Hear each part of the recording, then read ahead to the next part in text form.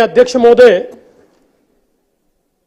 माननीय राज्यपालांचं अभिभाषण आणि त्यावरील जो धन्यवादाचा प्रस्ताव आहे, या प्रस्तावावर खालील माननीय सदस्यांनी या ठिकाणी आपलं मत मांडलं। ॲडव्होकेट पराग अळवणी, श्री चेतन तुपे, श्री भास्कर जाधव, सुरेश धस, श्री तुकाराम काते, सर्वश्री किरणजी लामटे, रईसजी शेख, प्रवीणजी दटके, संजयजी गायकवाड, शेखरजी निकम, सुनीलजी प्रभू, अतुलजी भातकळकर, निलेशजी राणे, शरदजी सोनावणे, ॲडव्होकेट राहुल कुल, सर्वश्री प्राध्यापक रमेश बोरनारे, काशीनाथजी दाते, श्रीमती नमिताताई मुंदडा, सर्वश्री अमीन पटेल, दिलीपजी लांडे, राजकुमार बडोले, संदीपजी क्षीरसागर, सत्यजितजी देशमुख, सुहासजी बाबर, मोहम्मद मुफ्ती इस्माईल, सर्वश्री सचिन पाटील, कैलाशजी पाटील, स्नेहाताई दुबे, मंजुळाताई गावित, वरुणजी सरदेसाई, मनोजजी जामसुतकर, बबनरावजी लोणीकर, माऊली कटकेजी, सीमाताई हिरे, विजयजी वडेट्टीवार, सन्मान्य राजन नाईकजी, मनीषाताई चौधरी, अबू आझमीजी, गजानन लवटेजी, विनोद अग्रवालजी, हिरामण खोसकरजी, नितीन राऊत साहेब, बाबासाहेब देशमुख, अभिजित पाटीलजी, सिद्धार्थजी खरात, रोहितजी पाटील, अतुलजी भोसले, श्रीमती ज्योतिताई गायकवाड, श्री प्रवीणजी स्वामी, श्री बापूसाहेब पठारे, श्रीमती सुलभा खोडके, श्री अमोल खताळ, श्री अनंत नर, श्रीमती सना मलिक, सर्वश्री हारून खान, गोपीचंदी पडळकर, सिद्धार्थजी शिरोळे, मनोजजी कायंदे, हेमंतजी ओगले, संजयजी देरकर, श्री रामदासजी मसराम, साजिदजी पठाण, राजूजी नवघरे, श्री बाबाजी काळे, अशा 64 सन्माननीय सदस्यांनी, अच्छा आपण शेवटी केलं, बरोबर आहे। आणि आमचे मित्र, अच्छा केलंच नाही पण आता उत्तर चालू झालं, जाऊ दे, आता तुम्ही पुरवणीवर बोला किंवा नाना तुम्ही माझ्या कानात सांगा, मी त्याचं उत्तर देईन।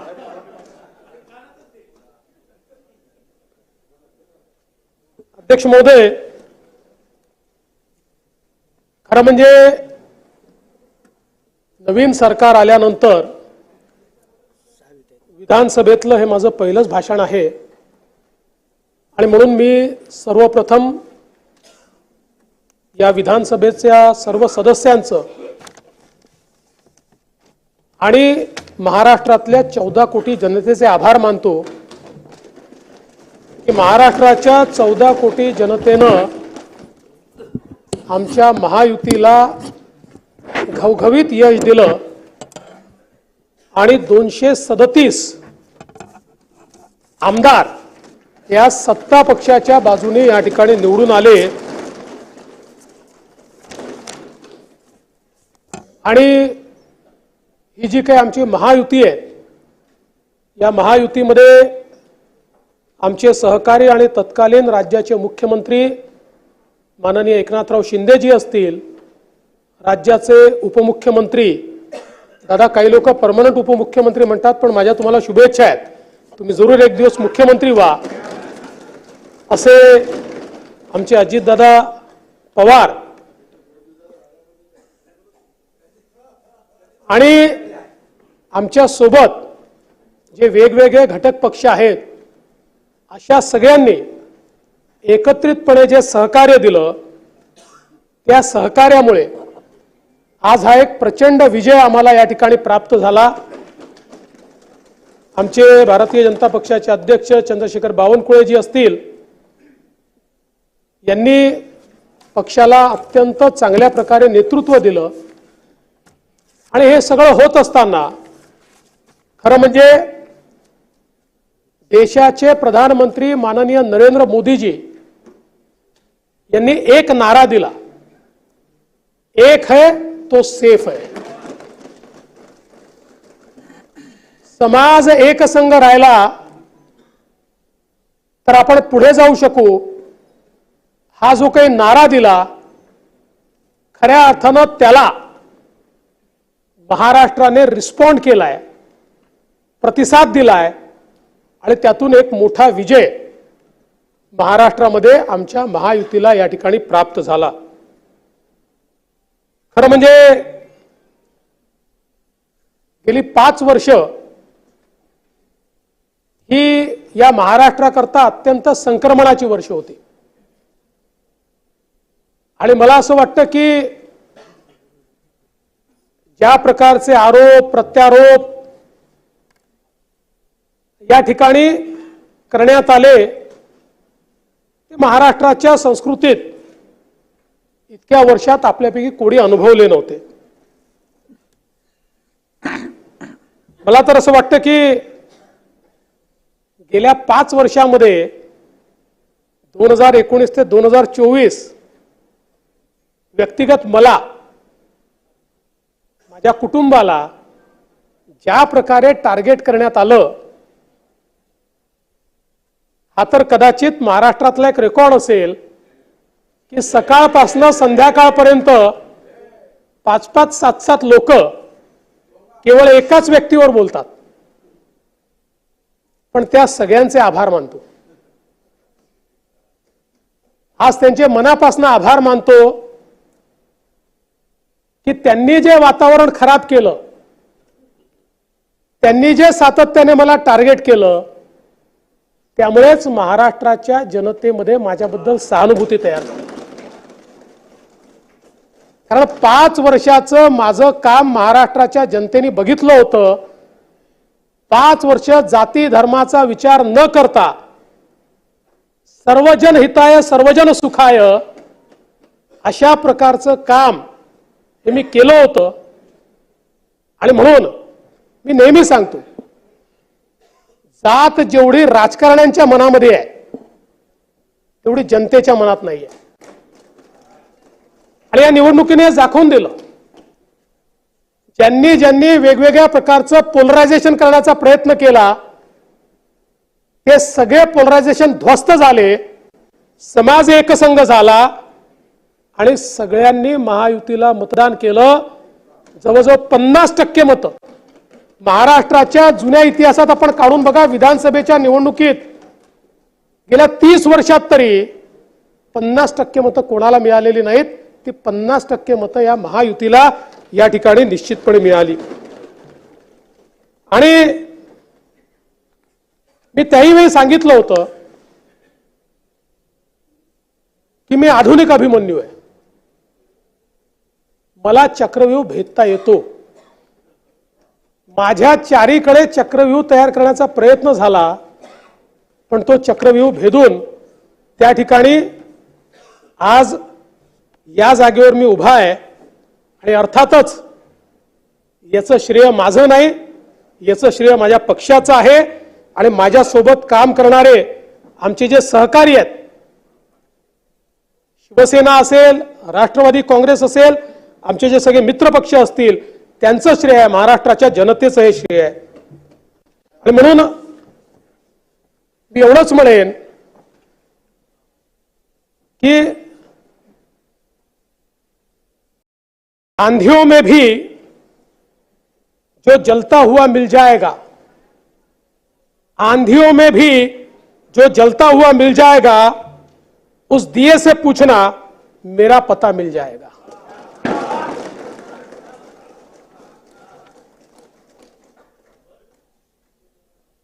आज या निमित्ताने या सभागृहाला आश्वस्त करू इच्छितो, कोणतीही शंका मनात ठेवू नका। जी जी आश्वासनं आम्ही दिलेली आहेत, ज्या ज्या योजना आम्ही सुरू केलेल्या आहेत, एकही योजना आम्ही बंद होऊ देणार नाही। ज्या लाडक्या बहिणींनी महायुतीवर प्रेम दाखवलं, हे अधिवेशन संपल्याबरोबर डिसेंबर महिन्याचा हप्ता त्यांच्या खात्यामध्ये आम्ही टाकतो। आणि काहीच बदल नाहीये। नाना, मी या ठिकाणी स्पष्ट करू इच्छितो, कुठलेही नवीन निकष नाहीत, आता तर सगळ्यांनाच टाकतो। पण ॲपरंटली असं लक्षात येत आहे की काहींनी 4-4 खाती उघडलेली आहेत। तर जसं समाजामध्ये चांगल्या प्रवृत्ती असतात, त्याच्या काही वाईट प्रवृत्ती असतात। एखादी योजना जर चुकीच्या पद्धतीने कोणी वापरत असेल तर जनतेचा पैसा आहे, तुमची आमची सगळ्यांची जबाबदारी आहे की तो योग्य प्रकारे गेला पाहिजे. आता मागच्या काळात आम्हाला लक्षात आलं माणसानीच 9 खाती काढली. आता त्याला लाडकी बहीण म्हणायचं कसं? पण लाडका भाऊ म्हणू शकत नाही, कारण बहिणींच्या पैशावर डल्ला मारतो तो लाडका भाऊ कसा? त्यामुळे असे जे आहेत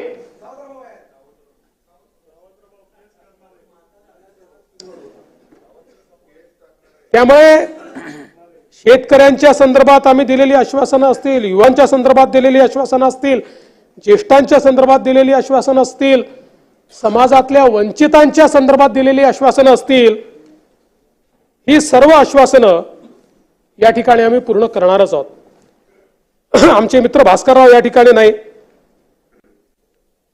पण माझे सरकार याच्यावरच त्यांना परवा आक्षेप होता. आता तसे फार हुशार आहेत ते, इतके वर्ष त्यांनी राज्यपालांचं भाषण देखील ऐकलेलं आहे. कदाचित शाळेत असताना नागरिक शास्त्राला दांडी मारत असतील ते,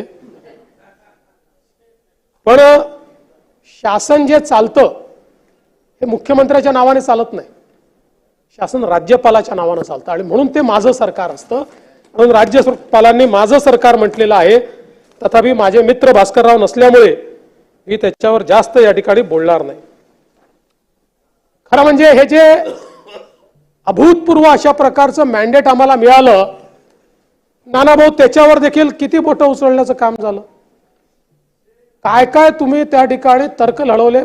तुम्ही नानाभाऊ वकीलच व्हायला पाहिजे होते.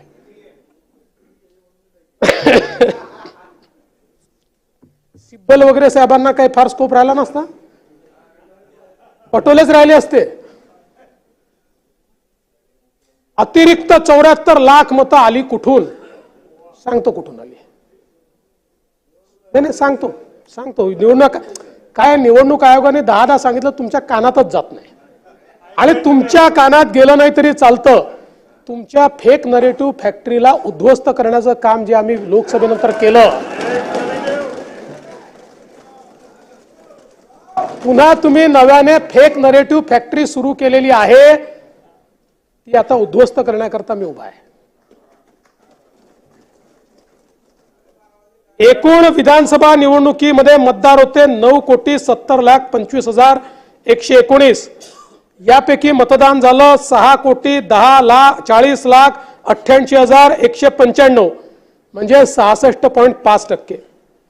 सकाळी 7 ते 9 मध्ये 6.61%, म्हणजे 64,13,360. सकाळी 9 ते 11 मध्ये 11.53%, म्हणजे किती? 1,11,86,996. सकाळी 11 ते दुपारी 1 मध्ये किती झालं?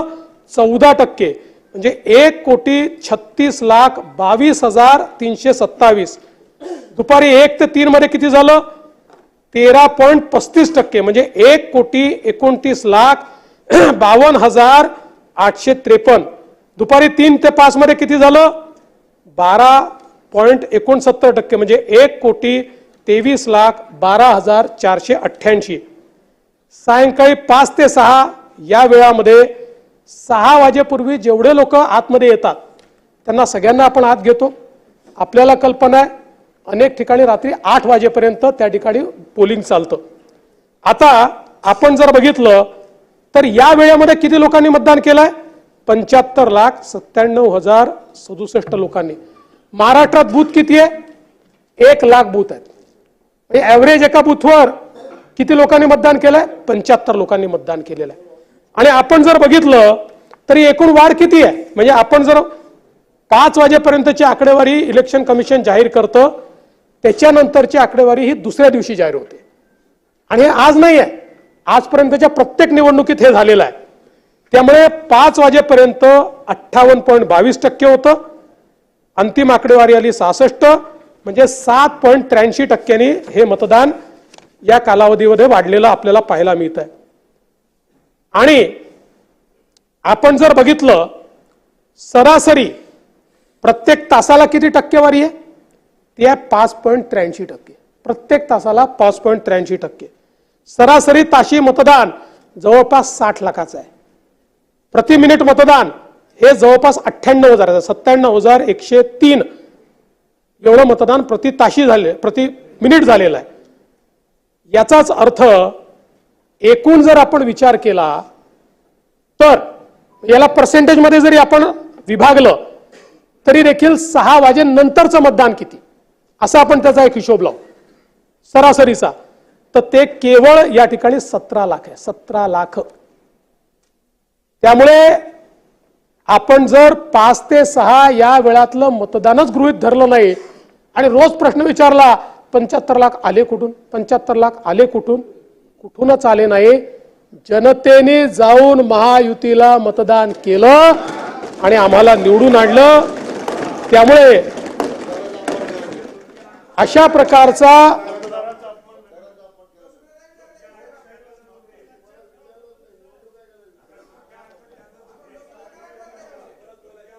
आता फेक नरेटिव्ह फॅक्टरीमध्ये मार्कडवली जोडलं आणि काय काय त्या ठिकाणी हे चालले ते मला खरं सांगतो. मी बाकी कोणाचं मला आश्चर्य नाही वाटलं. मी तुम्हाला माननीय पवार साहेबांचं मला आश्चर्य वाटलं, फक्त पवार साहेबांचं. कारण हा देशातला एक अतिशय बॅलन्स नेता आहे. बघा, यापूर्वी नाना तुमच्या पक्षाने अनेक वेळा ईव्हीएमचा मुद्दा मांडला, पवार साहेबांनी कधी मांडला? कधीच नाही. हारले तरी जिंकले तरी. यावेळी मात्र पहिल्यांदा पवार साहेबांनी एक नवीनच लॉजिक आणलं. म्हणाले ईव्हीएमचं सेटिंग असं झालं आहे की छोटी राज्य आम्ही जिंकतो, मोठी राज्य हे जिंकतात. कर्नाटक छोटं राज्य आहे, बंगाल छोटं राज्य आहे, ते जाऊ द्या. पण नाही ते तर जाऊ द्या. आता ते हे एकटे पडले आता त्याच्यामध्ये. कारण परवा जम्मू काश्मीरमध्ये तिथले जे मुख्यमंत्री आहेत उमर अब्दुल्ला यांनी सांगितलं हे ईव्हीएम वर बोलणं सोडून द्या. हे त्यांना सांगितलं, सल्ला दिला. ममता दीदींनी पण सल्ला दिला. या ठिकाणी खरं म्हणजे आपण जर बघितलं तर तिथले जे उमेदवार तुमचे होते निवडून आलेले उत्तम जानकर, त्यांना 843 मत आहेत. राम सातपुतेंना 1003 मत आहेत मार्कडवाडीमध्ये. त्याच मार्कडवाडीमध्ये 2014ची निवडणूक जर बघितली, विजयसिंह मोहिते पाटील साहेबांना 533 मत आहेत आणि सदाभाऊ खोतांना 664 मत आहेत. लोकसभेची 664 मत आहेत. त्यानंतर पुन्हा जशी विधानसभा झाली, विधानसभेतली मतं बदललेली आहेत. हनुमंत डोळसला 294 आहेत, अनंत खंडागळला 969 आहेत. 2019ची निवडणूक तुम्ही बघा, लोकसभेची रणजित सिंग नाईक निंबाळकर यांना 956 मत आहेत मार्कडवाडीमध्ये आणि संजय मामा शिंदेंना 395 मत आहेत राष्ट्रवादी काँग्रेसची. आता सगळीच आकडेवारी माझ्यापर्यंत आहे, पण या ठिकाणी एक राम सातपुते सारखा सर्वसाधारण घरचा कार्यकर्ता 5 वर्ष राब राबतो आणि एकट्या मार्कडवाडीमध्ये 22 कोटी रुपयाची कामं करतो. 22 कोटी रुपयाची. आणि त्याला जास्त मतं मिळाल्यानंतर त्या ठिकाणी लोकांना जाऊन धमकवता तुम्ही. ही धमकी होती लोकांना. त्याचे ऑडिओ रेकॉर्डिंग आहेत की आपल्याला इथे वोटिंग घ्यायचं बॅलेटचं आणि बॅलेटच्या वोटिंगमध्ये मत कोणाला मिळालं पाहिजे तर राष्ट्रवादी काँग्रेस शरद पवार पार्टीला. ही कोणची पद्धत आहे? ही कोणची लोकशाही आहे की लोकशाहीमध्ये अशा प्रकारे लोकांना धमकवायचं? म्हणजे एखाद्या गावामध्ये मला मतं मिळाले नाही की त्या ठिकाणी जाऊन दादागिरी करायची. दादागिरी खपवून नाही घेतली जाणार लोकशाहीमध्ये. खरं म्हणजे ईव्हीएमच्या संदर्भात या ठिकाणी शंका घेतल्या. पहिल्यांदा तरी लक्षात ठेवा, या देशामध्ये 2012 पर्यंतच ईव्हीएम होतं. 2012 नंतर ईव्हीएम नाही आहे. 2012 नंतर व्हीव्हीपॅट आहे. आणि ईव्हीएम आणि व्हीव्हीपॅट मधला महत्वाचा फरक काय आहे? व्हीव्हीपॅट म्हणजे बॅलेट पेपरवरचं मतदान आहे आपण प्रत्येक जण मतदानाला जातो, आपण बटन दाबतो, ती बटन दाबल्यानंतर कोणाला मत मिळालेलं आहे त्याचा चिन्ह आपल्याला दिसतं, ते चिन्ह खाली जातं, ते बॅलेट बॉक्समध्ये जातं. पहिल्यांदा तर आपल्याला ते घेऊन बॅलेट बॉक्समध्ये टाकावं लागायचं, ते ऑटोमॅटिक झालं, ते बॅलेट बॉक्समध्ये जातं आणि ईव्हीएमच्या गिनतीनंतर रॅन्डमली व्हीव्हीपॅटची पण गिनती केली जाते आणि हे दोन जुळलं तरच निकाल जाहीर केला जातो. त्यामुळे आता केवळ ईव्हीएम नाही आहे, बॅलेट पेपरवरचं व्हीव्हीपॅट आहे, व्हीव्हीपॅटवर आपण त्या ठिकाणी निवडणूक करतोय. त्यामुळे जे ईव्हीएम चाललेलं आहे ना, ईव्हीएमचा अर्थ एवढाच आहे, एव्हरी वोट फॉर महाराष्ट्र, जे महाराष्ट्राने आम्हाला या ठिकाणी दिलेलं आहे. आणि या फेक नरेटिव्ह फॅक्टरीमध्ये खरं म्हणजे आपण जर बघितलं तर पद्धती म्हणजे आपल्याला माहिती नसेल तरी माहिती आहे, तरी आपण ज्यावेळेस माहिती असून झोपेचं सोंग घेता त्यावेळी आपल्याला सांगितलं पाहिजे की 22 ते 24 ऑक्टोबर जे काही या ठिकाणी तुमच्या उपस्थितीत प्रत्येकाच्या उपस्थितीत या सील होतात. त्यानंतर 9 नोव्हेंबरला त्याची एक प्रक्रिया असते जिथे सर्व राजकीय प्रतिनिधी उपस्थित होते. 10 ते 11 नोव्हेंबरला कमिशनिंगची प्रक्रिया सुरू झाली, तिथे सगळे राजकीय नेते किंवा कार्यकर्ते आपले उपस्थित होते. 11 तारखेला सुरक्षा कक्ष उघडला, तिथे सगळ्यांना उपस्थित राहण्याची मान्यता होती. आणि मतदानाच्या प्रक्रियेच्या दरम्यान 17C भाग 2 ची प्रत प्रत्येक बूथ एजंटकडे उपलब्ध असते, प्रत्येक बूथ एजंटकडे, प्रत्येकाकडे. पण ही एक नवीन पद्धत झाली आहे की निकाल आपल्या बाजूने लागला तर जनतेचा कौल, निकाल आपल्या बाजूने लागला तर लोकशाहीचा विजय, आणि निकाल विरोधात गेला की ईव्हीएम, इलेक्शन कमिशन, लोकशाहीचा खून. खरं म्हणजे जे संविधान घेऊन आपण फिरतो ना, एक प्रकारे या संविधानावर दाखवलेला अविश्वास आहे. या संविधानाने या ठिकाणी ज्या इन्स्टिट्यूशन्स तयार केलेल्या आहेत त्या संस्थांवर अविश्वास तयार करणं. आपण राजद्रोह नेहमी म्हणतो, राजद्रोहाचा अर्थ काय आहे? सुप्रीम कोर्टाने राजद्रोहाचा अर्थ काय दिलेला आहे? राजद्रोहाचा अर्थ असा आहे की भारताच्या संविधानाने ज्या संस्था तयार केलेल्या आहेत त्या संस्थांच्या विरुद्ध जनमत तयार करणं, त्या संस्था चुकीच्या आहेत असं त्या ठिकाणी सांगणं, हा राजद्रोह सांगितलेला आहे. आणि आज आपण रोज अशा प्रकारचं काम या ठिकाणी करतो आणि त्याच्या विरुद्ध खऱ्या अर्थानं जे काही आपण करतो ते योग्य नाहीये. अजून मुद्दाम मी सविस्तर सांगतोय. एक अजून आरोप लावला, म्हणाले समान मतं मिळाली. आता 7-8 हजार उमेदवार आहेत, त्यातल्या काही उमेदवाराला समान मतं मिळतात. ही पहिल्यांदा मिळाली का? 2014 मध्ये आपण जर बघितलं तर 59 मतं घेणारे कोथरूडमध्ये प्रसाद साळुंके होते, घाटकोपरला दिनेश शेलार होते, मलबार हिलला सलीम पठाण होते. 84 मतं घेणारे 4 उमेदवार होते, 105 मतं घेणारे 8 उमेदवार होते, 120 मतं घेणारे 8 उमेदवार होते, 208 मतं घेणारे 6 उमेदवार होते, 433 मतं घेणारे 6 उमेदवार होते, 462 मतं घेणारे 8 उमेदवार होते, 1219 मतं घेणारे 3 उमेदवार होते. पण तुम्ही सांगितलं नाही सारखे मतं कसे मिळू शकतात? मग म्हणाले एक सिरीज कशी? म्हणून मग मी पुन्हा 2014 ची मतं आणली. या ठिकाणी 11,000 या सिरीज मध्ये पिंपरीचे कांबळे होते, संभाजीनगरचे जगताप होते, सावनेरचे डोंगरे होते, नवापूरचे वळवी होते, इगतपुरीचे खाडे होते, भंडाऱ्याचे फुलेकर होते, भिवंडीचे अन्सारी होते, श्रीवर्धनचे कोणबाग होते, तिवसाचे लवाळे होते, परभणीचे प्रताप देशमुख होते. 23,000 सिरीज मध्ये 17 होते, 24,000 सिरीज मध्ये 20 होते, 44,000 सिरीज मध्ये 19 होते. त्यामुळे मला असं वाटतं की आपल्या मनाचं समाधान करून घेण्याकरता खरं म्हणजे हे जे काही आपण सांगतो अगदी 254 मतं एक्झॅक्ट घेणारे देखील 6 उमेदवार होते. खरं तर आपण एक अजून शोध लावला. म्हणाले काही ठिकाणी जे ईव्हीएम मध्ये जिंकलेत ते पोस्टल मध्ये कसे हारले आणि पोस्टल मध्ये जिंकलेत ते ईव्हीएम मध्ये कसे हारले. नेहमीच होतं नानाभाऊ, आपल्याला तर माहिती आहे. मी नानाभाऊ तुमचं नाव या करता घेतो, तुम्ही समोर बसल्या. जे बोलले त्यांना हे उत्तर आहे. आता आपण बघा 2019 साली आपले शहाजी बापू त्यांना ईव्हीएम मध्ये त्यांना पोस्टल मध्ये 701 मतं होती, अनिकेत देशमुख यांना 1008 मतं होती, पण शहाजी बापू जिंकले.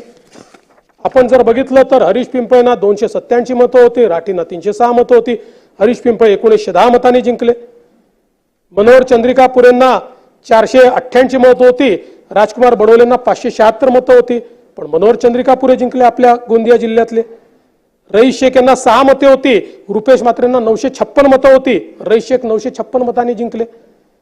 आणि आपण जर बघितलं तर अशाच प्रकारे आता माननीय नाना पटोले साहेब, रोहित पवार साहेब, साजिद पठाण साहेब, मंदाताई म्हात्रे, संजय गायकवाड असेच जिंकले.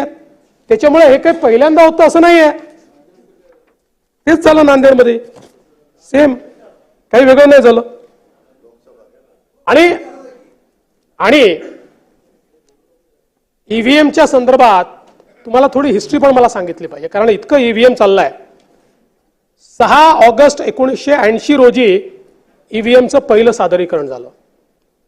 19 मे 1982 रोजी निवडणुकीमध्ये ईव्हीएमचा पहिल्यांदा वापर झाला. कधी? 82 ला. 98 ला 16 विधानसभांमध्ये त्याचा वापर झाला. 99 ला 46 लोकसभा मतदारसंघामध्ये त्याचा वापर झाला. 2004 ला पहिल्यांदा देशातल्या सगळ्या लोकसभांमध्ये त्याचा वापर झाला. आणि पहिल्यांदा ईव्हीएमचा वापर झाल्यानंतर सरकार कोणाचं आलं? मनमोहन सिंगांचं. अटलजींचं सरकार गेलं आणि मनमोहन सिंग साहेबांचं सरकार आलं. आणि मग पुन्हा 2009 मध्ये देखील त्या ठिकाणी त्या ईव्हीएमचा वापर झाला, पुन्हा मनमोहन सिंगांचं सरकार आलं. आणि 2014 मध्ये मोदीजींचं सरकार आल्याबरोबर ईव्हीएम वाईट. आता एक अजून नरेटिव्ह, ईव्हीएमच्या विरुद्ध सर्वोच्च न्यायालयाने, आता हे पुन्हा बघा, आपल्या बाजूने सर्वोच्च न्यायालय आलं तर उत्तम, आणि विरोधात आलं की सर्वोच्च न्यायालयावर देखील अलीकडच्या काळामध्ये आपण बोलायला लागलो. असं आहे, किती पिटिशन निघाली आहेत माहिती ईव्हीएमच्या विरुद्ध? 2001 AIADMKची, 2004 मायकल फर्नांडिस याच्या विरुद्धची, 2009 CP जोशी, 2010, 2012, 13, मी सगळं सांग, 14, 17, 18, 18 ला 3, 19 ला 3, 20 ला 1, 22 ला 1, 22 ला 2, आणि याच्यामध्ये 2023 ला तुम्ही जी म्हणता ना की जी पिटिशन 2 तासात निघाली, ती का निघाली? ती याकरता निघाली की त्याच्या आधी एक सविस्तर एवढा मोठा सुप्रीम कोर्टाने निकाल दिला होता, आणि सुप्रीम कोर्टाने निकालाकडे पॉइंट आउट केले की निकाल वाचा, रोज रोज आमच्याकडे येऊ नका. 2023 ला ऐन लोकसभा निवडणुकीच्या काळात ही याचिका दाखल झाली होती. आणि असोसिएशन फॉर डेमोक्रेटिक रिफॉर्म याच्यामध्ये न्यायमूर्ती संजीव खन्ना जे आता मुख्य आहेत, आणि न्यायमूर्ती दीपांकता जे आपल्याकडे मुख्य होते, यांनी 26 एप्रिल 2024 रोजी निकाल दिला. याच्यामध्ये 62 वकिलांनी आपली बाजू मांडली, आणि ही पूर्ण बाजू त्या ठिकाणी त्यांनी ऐकून घेतली. आणि त्यानंतर सविस्तर हा जो निर्णय आहे ना, हा आपण वाचून बघा. On every technical point supreme कोर्टाने त्याच्यावर विश्लेषण केलेलं आहे. प्रत्येक जे जे मुद्दे मांडले गेले होते त्या प्रत्येक मुद्द्यावर त्या ठिकाणी विश्लेषण केलेलं आहे, आणि सगळं सांगितलं आहे त्यांनी की CCTV फुटेज वगैरे ते जाऊ दे, मी सगळ्याच्यात जात नाही.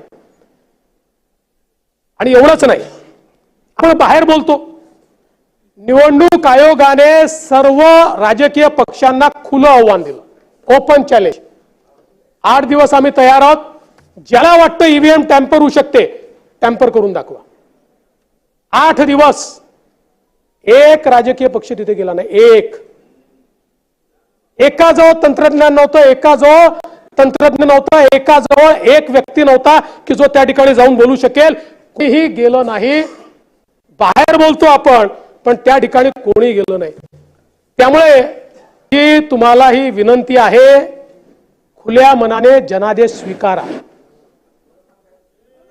जोपर्यंत तुम्ही आत्मपरीक्षण करणार नाही तोपर्यंत तुमची परिस्थिती हीच होत राहील.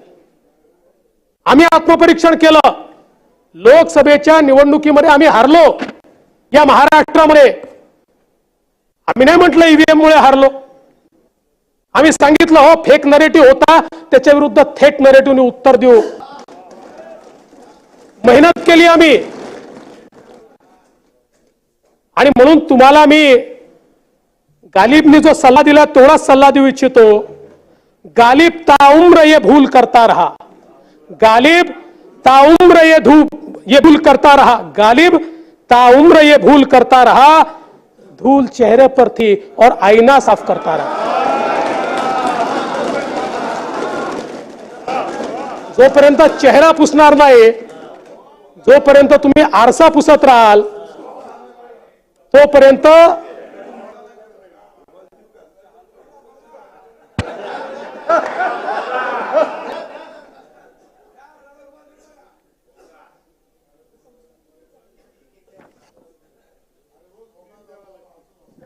बरं. याच्यात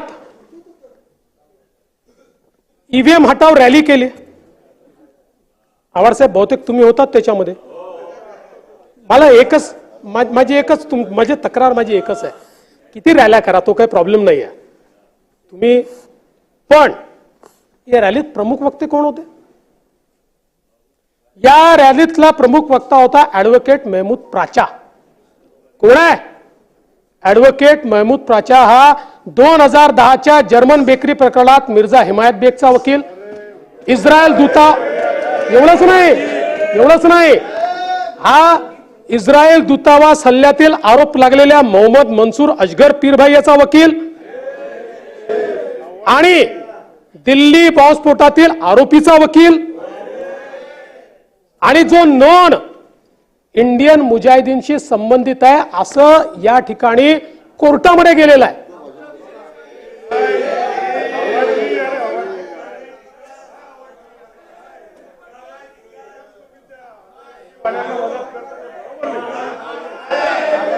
अरे ठीक आहे, लोकशाहीमध्ये तुम्हाला अधिकार आहे आणि मला हे माहिती आहे की आम्ही किती घसा फोडून पुराव्यासहित सांगितलं तरी तुम्ही हारल्यानंतर ईव्हीएमच म्हणणार आहे. पण ते म्हणण्याकरता वकील तरी चांगला आणा, देशभक्त वकील आणा, राष्ट्रभक्त वकील आणा. हा कोण प्राचा तुम्ही आणला की जो केवळ दहशतवाद्यांचं त्या ठिकाणी घेतो? आवार साहेब पुढच्या वेळी जरा लक्ष ठेवा. अशा आच्या प्राच्या सगळ्या त्यांच्यापासून जरा दूर राहा.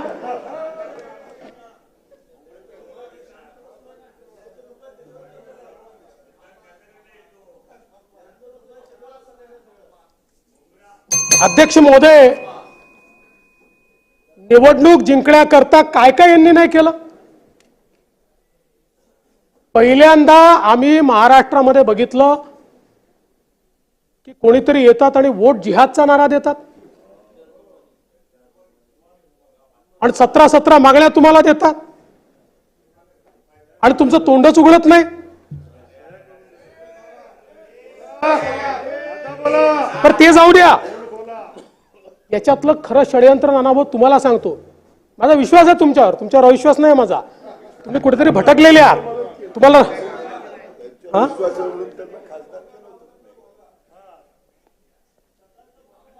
बघा, मालेगावमध्ये 2024 मध्ये काही युवकांनी पोलिसात तक्रार केली की 114 कोटी रुपयाची बेनामी रोख रक्कम या ठिकाणी खात्यांमध्ये आलेली आहे. एक आरोपी सिराज मोहम्मद आहे. 14 लोकांचं पॅन कार्ड, आधार कार्ड वापरून 14 बँक खाती ही नाशिक मर्चंट सहकारी बँकेत मालेगावमध्ये त्यांनी उघडली. या 14 खात्यांमध्ये 114 कोटी रुपये जमा झाले आणि नंतर ते सिराज मोहम्मद आणि 21 लोकांच्या खात्यात त्या ठिकाणी वळते झाले. पोलीस, ईडी, आयकर विभागाने ज्यावेळेस याची चौकशी केली त्यावेळी असं लक्षात आलं की हा व्यवहार एवढ्यापुरतं सीमित नाहीये. 21 राज्यातनं 201 बँक खात्यात 1000 कोटी रुपयाचा व्यवहार झालेला आहे आणि मुंबई, नाशिक अशा वेगवेगळ्या शहरांमध्ये पैसे गेले आहेत. यातले 600 कोटी रुपये दुबईला पाठवण्यात आले आहेत आणि यातले 100 कोटी रुपये हे या निवडणुकीच्या काळात वेगवेगळ्या गोष्टींकरता वापरले गेले.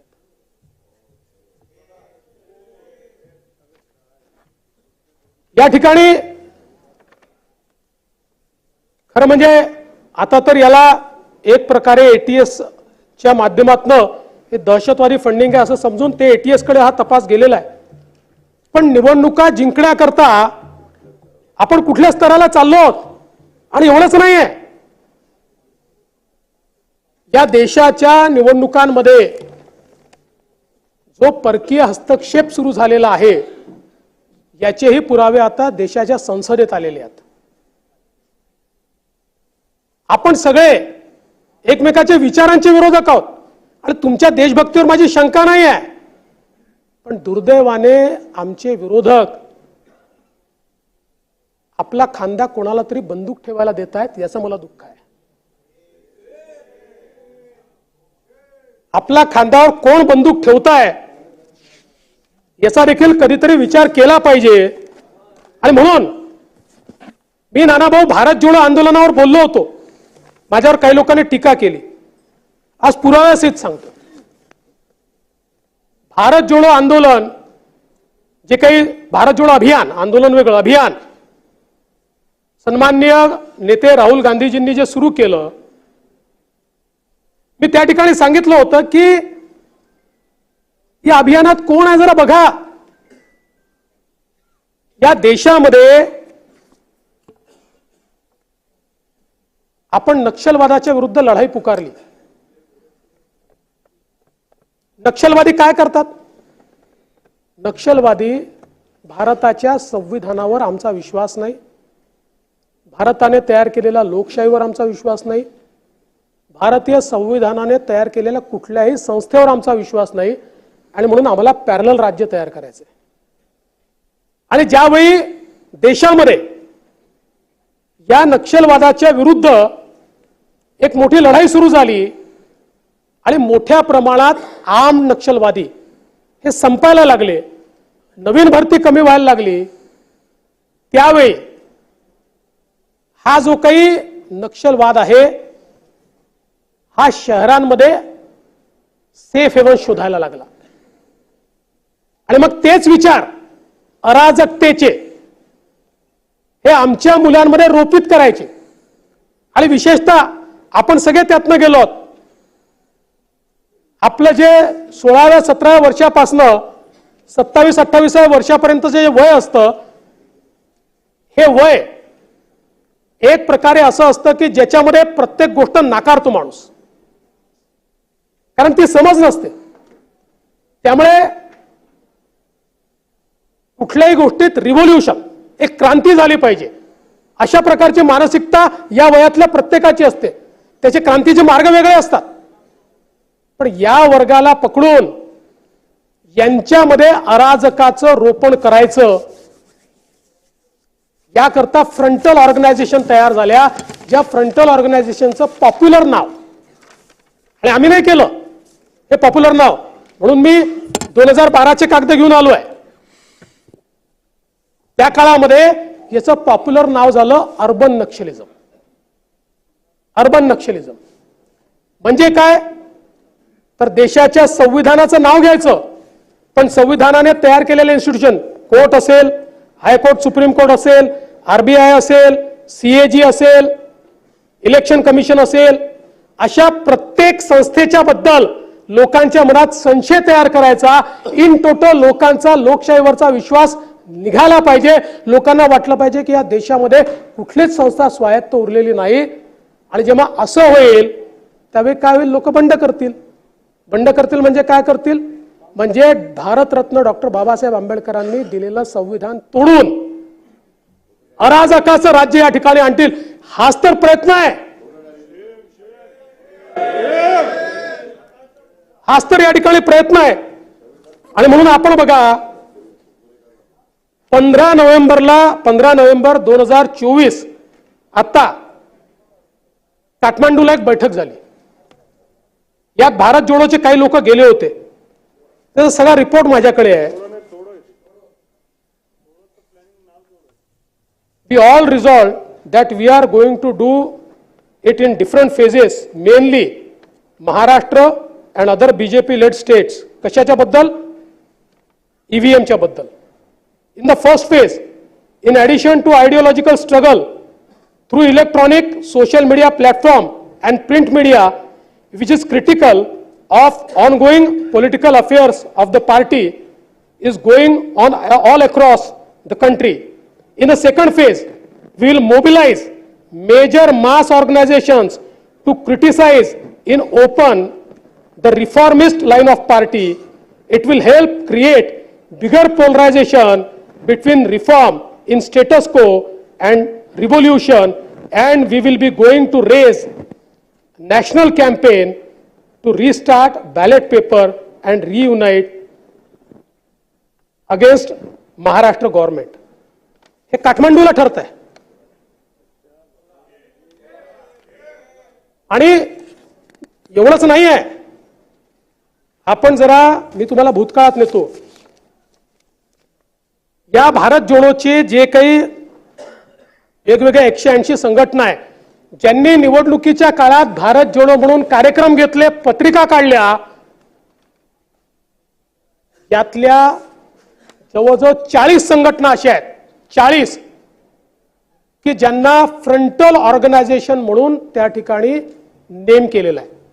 आणि मी नाही केलं.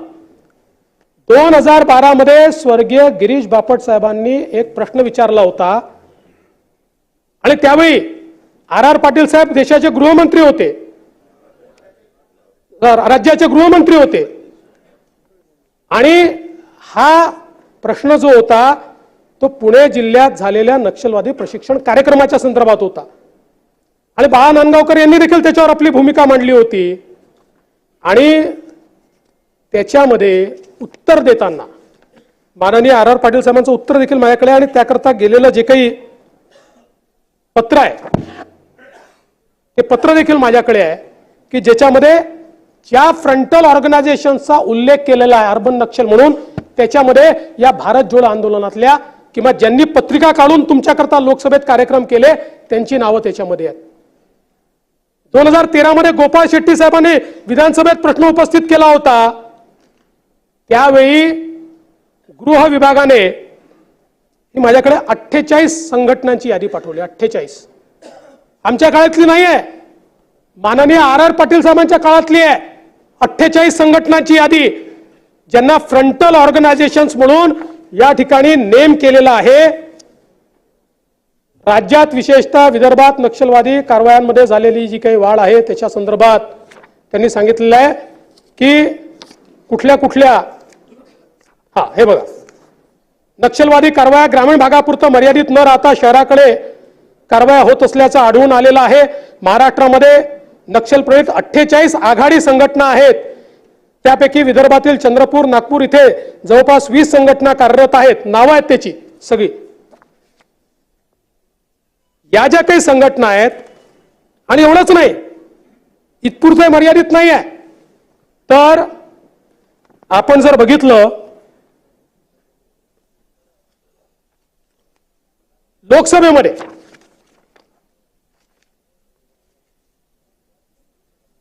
लोकसभेमध्ये 18 फेब्रुवारी 2014 म्हणजे कोणाचं सरकार होतं? मनमोहन सिंग साहेबांचं सरकार होतं. एटी नाना त्यावेळेचे खासदार होते. त्यांनी प्रश्न विचारला होता. त्यावेळी त्यांनी लोकसभेमध्ये केंद्राच्या सरकारने 72 फ्रंटल संघटनांची नावं घोषित केली आहे. त्यातल्या 7 महाराष्ट्रातल्या आहेत ज्या तुमच्या भारत जोडोच्या यादीत आहेत.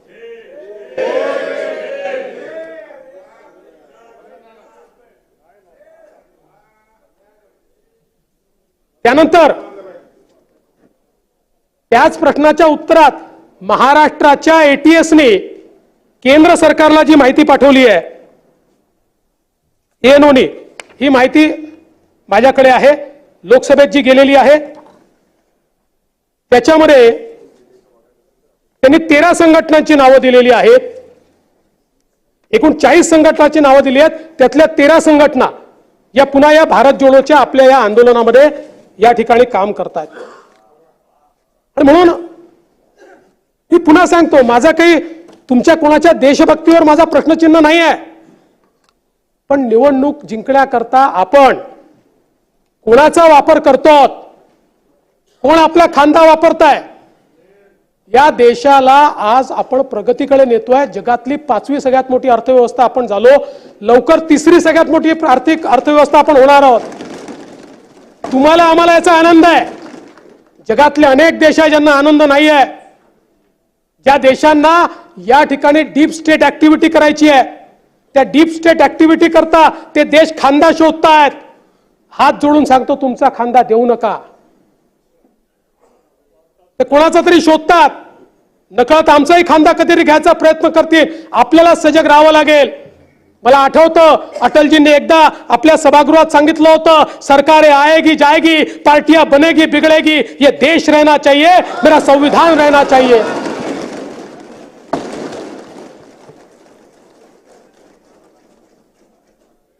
आणि म्हणून अध्यक्ष महोदय, या निमित्ताने मी एवढंच म्हणू इच्छितो अध्यक्ष महोदय, की खरं तर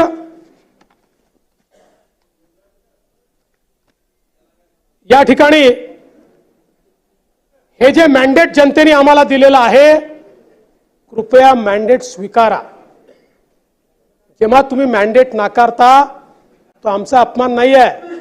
आम्हाला तर भारताच्या संविधानाने इथे बसवलंय, पण त्याच संविधानाने ज्या लोकांना मतदान करण्याचा अधिकार दिलाय त्याचा अपमान या ठिकाणी करू नका, ही माझी तुम्हाला विनंती आहे. आज या निमित्ताने या चर्चेमध्ये अनेक गोष्टींचा उल्लेख झाला. काही सदस्यांनी मराठीला अभिजात भाषेचा दर्जा मिळाला याबद्दल आनंद व्यक्त केला. खरं म्हणजे परवा एका व्यक्तीने अतिशय चांगलं मला सांगितलं की मराठीला राजभाषेचा दर्जा हा पहिल्यांदा छत्रपती शिवरायांनी दिला होता.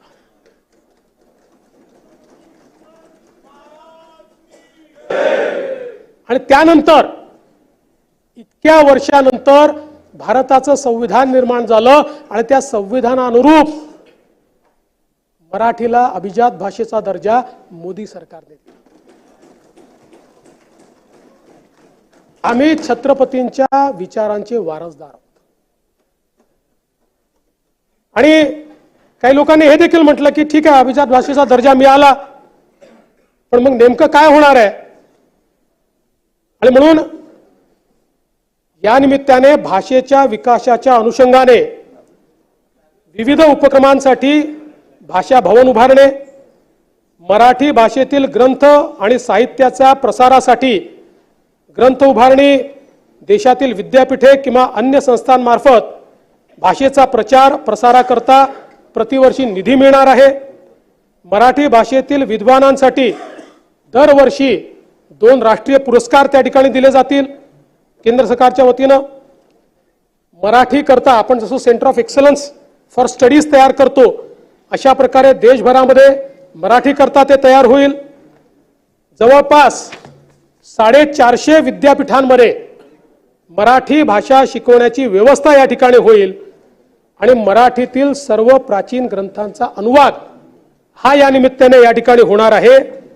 त्यामुळे आपली भाषा जी खऱ्या अर्थानं या ठिकाणी अभिजात भाषाच आहे, ही भाषा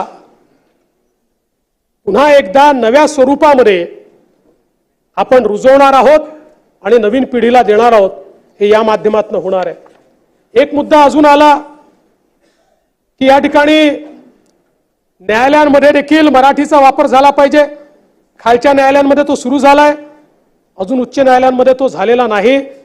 माननीय पंतप्रधान महोदयांनी देखील जी काही कॉन्फरन्स झाली प्राईम मिनिस्टर आणि चीफ जस्टिसेस, त्याच्यामध्ये सगळ्या उच्च न्यायालयांना विनंती केलेली आहे की किमान तुम्ही कामकाज जोपर्यंत मराठीत करत नाही तोपर्यंत निवाडा जरी तुमचा मराठीमध्ये द्या. आता त्याची व्यवस्था हळूहळू होते, कारण आता ट्रान्सलेशनचे टूल्स उपलब्ध झालेले आहेत. त्यामुळे येत्या काळामध्ये ते देखील होताना आपल्याला निश्चितपणे या ठिकाणी पाहायला मिळेल. काही मुद्दे या ठिकाणी आले आणि मग महाराष्ट्रातले जसं ईव्हीएम आहे ना, काही तुम्हाला मिळालं नाही जयंतराव की महाराष्ट्रातले उद्योग गुजरातला चालले, दुसरं काहीच नाही.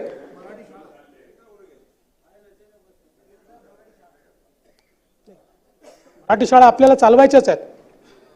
सुनील प्रभू, तुम्ही महापौर होतात, आपल्याला बीएमसीच्या पण मराठी शाळा चालवायच्या आहेत आणि देशातल्याही चालवायच्या आहेत, काय काळजी करू नका. हा हा पण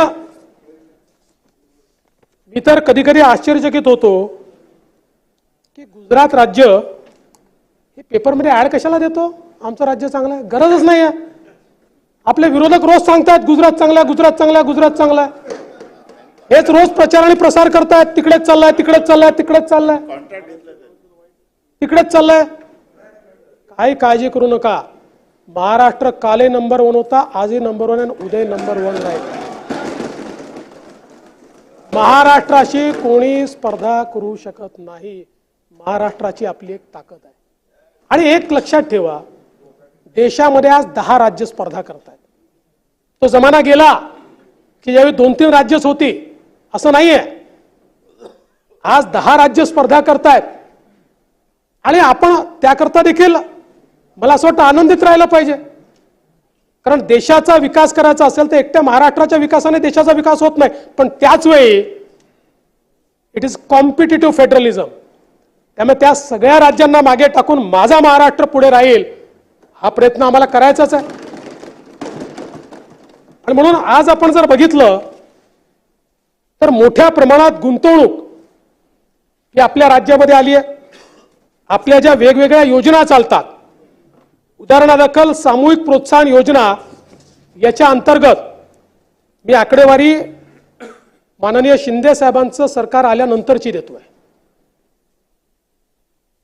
1 जुलै 2022 पासून आतापर्यंत 221 मोठे विशाल अतिविशाल असे प्रकल्प आले आहेत, ज्याच्यामध्ये 3,48,070 एवढी गुंतवणूक आहे आणि 2,13,267 एवढं त्यातनं रोजगार निर्मिती होणार आहे.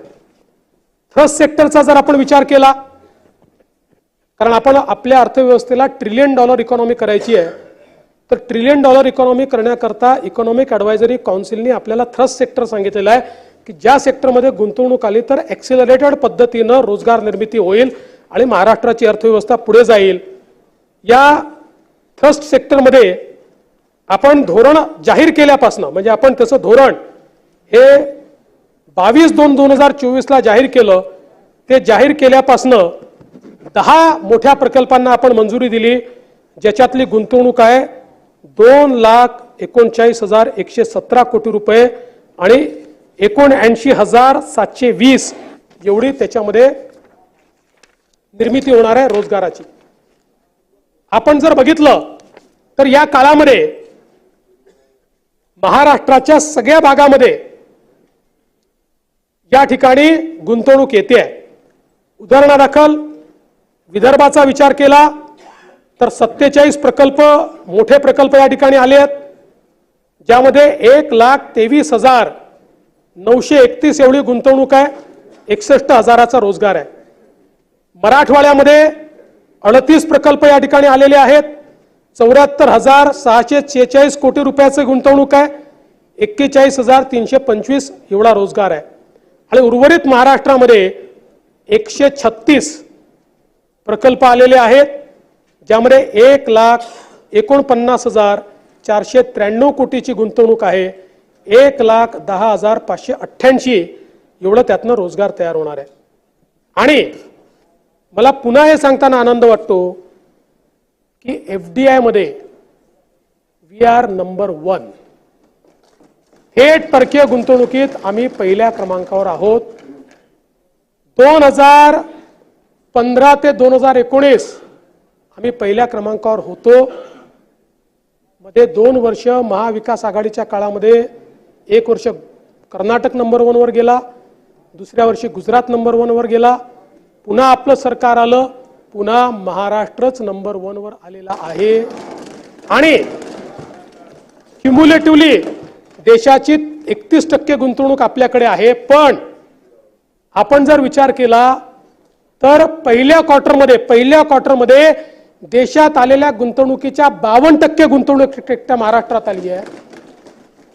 2 क्वार्टरचा विचार केला म्हणजे मागच्या वर्षी आपण नंबर 1 होतो, मागच्या वर्षी जेवढी गुंतवणूक आली होती त्याची 90% गुंतवणूक ही पहिल्या 2 क्वार्टरमध्येच आलेली आहे।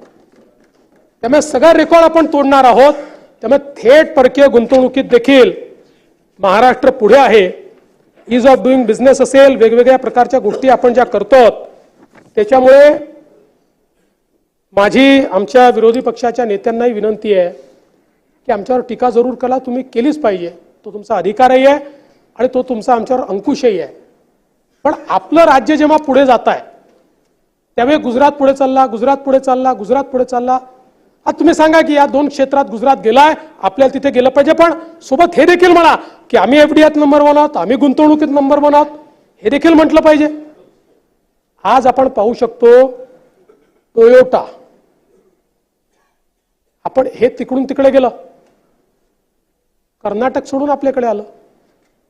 कर्नाटकात त्यांची फॅक्टरी होती टोयोटाची। तो नाही, this not expansion, no, it is purely new plant, तो असेल जीएस। मी तुम्हाला आणि मला आनंद या गोष्टीचा आदित्यजी की एक काळ असा होता की आपलं इंडस्ट्रियल मॅग्नेट MMR रिजन आणि पुण्याच्या पलीकडे जात नव्हतं। आज ती स्थिती नाही आहे। जेव्हापासून DMIC तयार झालं, our new industrial magnet is Sambhajinagar आणि जालना, ते आपलं नवीन इंडस्ट्रियल मॅग्नेट झालंय। आज आमच्या धुळ्यामध्ये नरडाणा MIDC, मी आज सांगतो तुम्हाला, आता next industrial magnet is Nardana. आज आमचं गडचिरोली, आता आपल्याकडे येत्या काळामध्ये शिंदेसाहेब जवळपास लाख कोटी रुपयाची गुंतवणूक होईल गडचिरोलीमध्ये। त्यामुळे आता महाराष्ट्रातला स्प्रेड एका ठिकाणी राहिलेला नाहीये। महाराष्ट्रामध्ये सर्व भागांमध्ये मोठ्या प्रमाणात गुंतवणूक येते, अपेक्षा एवढीच आहे आणि सगळ्या राजकीय नेत्यांकडनं अपेक्षा आहे। कारण जी घटना मसाजोगमध्ये घडली त्याचं मी उत्तर नंतर देणार आहे, पण अशा प्रकारे जर आमच्याकडे गुंतवणूकदारांना त्रास देणे, खंडणी वसूल करणे, अशा प्रकारचे प्रकार झाले तर इंडस्ट्री येणार नाही। आणि त्यामुळे माझे सगळ्या म्हणजे माझ्या पक्षासहित सगळ्या राजकीय पक्षाच्या नेत्यांना विनंती आहे, हे जेवढे वसुलीबाज आहेत हे कोणा ना कोणाचा आसरा घेतात।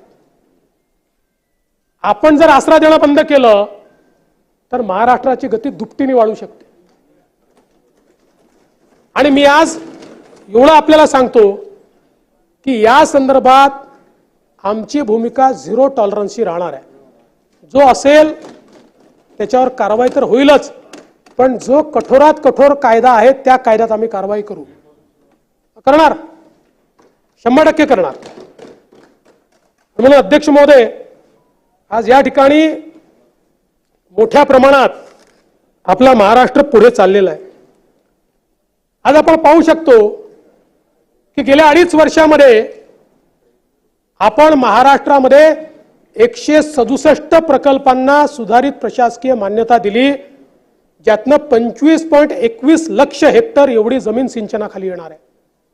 हा देखील एक रेकॉर्ड आहे आणि याच्यामध्ये एकाच भागाचे नाही आहेत। कोकणाचे 20 प्रकल्प आहेत, कृष्णा खोऱ्याचे 15 प्रकल्प आहेत, गोदावरी मराठवाडा सिंचनचे 38 प्रकल्प आहेत, तापीचे 13 प्रकल्प आहेत, विदर्भ सिंचनचे 81 प्रकल्प आहेत। आणि मोठ्या प्रमाणात या ठिकाणी ही कामं होणार आहेत। आणि सगळ्यात महत्त्वाचं, या महाराष्ट्राला दुष्काळमुक्त करण्याचा आमचा संकल्प आहे। गेले 25, 30, 40 वर्ष आपण चर्चा करत होतो नदीजोड प्रकल्पाची। नदीजोड प्रकल्प आपल्या दुष्काळमुक्तीवर हा एक उपाय आहे। अर्थात नुसतं नदीजोड करून चालणार नाही, तेवढंच महत्त्व जलसंधारणाचं आहे, जलयुक्त शिवारचं आहे, पण त्यासोबत नदीजोड प्रकल्प हा शाश्वत पाणी, आपल्या हिश्श्याचं वाहून जाणारं पाणी. आपल्या लक्षात असेल 2014 साली या नदीजोड प्रकल्पाच्या संदर्भात मी एक भूमिका मांडली होती. भूमिका अशी घेतली होती की प्रकल्प का होत नाहीत, याकरता होत नाहीत की कुठे मध्य प्रदेशशी वाद आहे, कुठे गुजरातशी वाद आहे, कुठे तेलंगणाशी वाद आहे, आणि केंद्र सरकार सांगतं की हे जर इंटरस्टेट असतील तर तुम्ही एकत्रित बसा आणि मार्ग काढा. आणि आपली तर भूमिका आहे आम्ही हे देणार नाही. 2017 साली भूमिका मी स्वीकारली की इंटरस्टेट करता आम्हाला केंद्राच्या पैशाची गरज आहे, पण आम्ही जर आमच्या राज्यात प्रकल्प करायला तयार असू तर आम्हाला कोण थांबवू शकतं. आणि म्हणून आम्ही कोणावर अवलंबून राहणार नाही, आम्ही आमच्या राज्यात हे प्रकल्प करू. आणि 2019 साली आपण पहिल्यांदा जल आराखडा तयार करून या संदर्भातले GR काढले. आणि मला अतिशय आनंद आहे की गेल्या 2.5 वर्षामध्ये या ठिकाणी शिंदे साहेबांच्या नेतृत्वात जे सरकार होतं त्या सरकारमध्ये 4 प्रमुख नदीजोड प्रकल्पांना आपण सर्व प्रकारची मान्यता दिली आणि त्यातले काहीचे टेंडर देखील काढले. यामध्ये वैनगंगा नळगंगा सारखा प्रकल्प आहे की ज्यामध्ये 3,71,000 हेक्टर एवढं त्याचं लाभ क्षेत्र आहे. आणि विशेषतः नागपूर, वर्धा, अमरावती, अकोला, यवतमाळ, बुलढाणा, वाशिम या सगळ्या जिल्ह्यांचं चित्र त्या ठिकाणी बदलेल. नार पार गिरणा आहे, जळगाव आणि नाशिकचं त्यातनं चित्र बदलणार आहे. दमणगंगा, वैतरणा, गोदावरी आहे की ज्या प्रकल्पामुळे, आणि दमणगंगा, एकदरे, गोदावरी आहे, हे जे वेगवेगळे प्रकल्प आहेत या प्रकल्पांमुळे आज आपल्याला जी परिस्थिती पाहायला मिळते की दरवर्षी नाशिक नगर एकीकडे आणि मराठवाडा एकीकडे पाणी सोडायचं की नाही सोडायचं. कारण आपल्याला माहिती आहे गोदावरीचं खोरं हे तुटीचं खोरं आहे. या तुटीच्या खोऱ्यामध्ये 50 TMC पाणी वाहून जाणार आपण आणतो. आणि हे जर आलं तर आज जे आमचे वाद आहेत ते वाद त्या ठिकाणी संपतील आणि खऱ्या अर्थानं महाराष्ट्राला दुष्काळ मुक्तीकडे नेण्याचं काम आपण या निमित्ताने करू शकतो. आणि म्हणून मला असं वाटतं की हे एक महत्त्वाचं काम आहे. आज आपण पाहू शकतो महाराष्ट्रामध्ये मेट्रोची कामं अत्यंत वेगाने आपण सुरू केली. आता मुंबई मेट्रो 3चं काम हे अंतिम टप्प्यामध्ये आलेलं आहे. आपण पहिला टप्पा त्याचा प्रवासी वाहतुकीकरता खुला केलाय. आता जो दुसरा टप्पा आहे BKC पासून कुलाब्यापर्यंत, ज्यांनी खऱ्या अर्थानं मुंबईला एक नवीन लाईफलाईन तयार होणार आहे. 17 लाख लोक रोज प्रवास करतील. आज 6 लाख लोक करतात कारण कनेक्टिव्हिटी पूर्ण झालेली नाही. 17 लाख लोक या एका लाईनवर प्रवास करतील. आपण मे 2025 पर्यंत हा खुला करणार आहोत.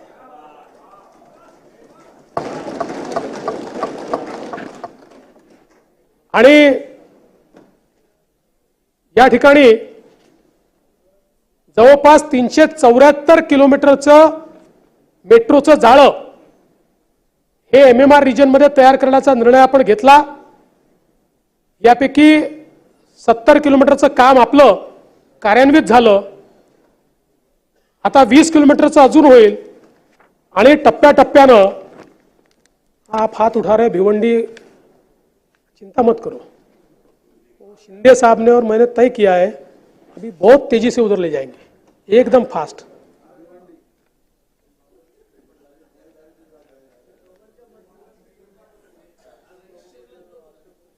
त्यांनी हात वर केला होता रईसने.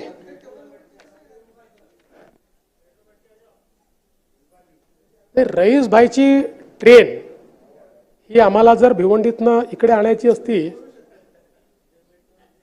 तर आम्ही त्यांना सांगितलं असतं की भायखळ्यात लढा, म्हणजे आमच्याकडनं नाही, पण त्यांची ट्रेन तिकडेच राहिली.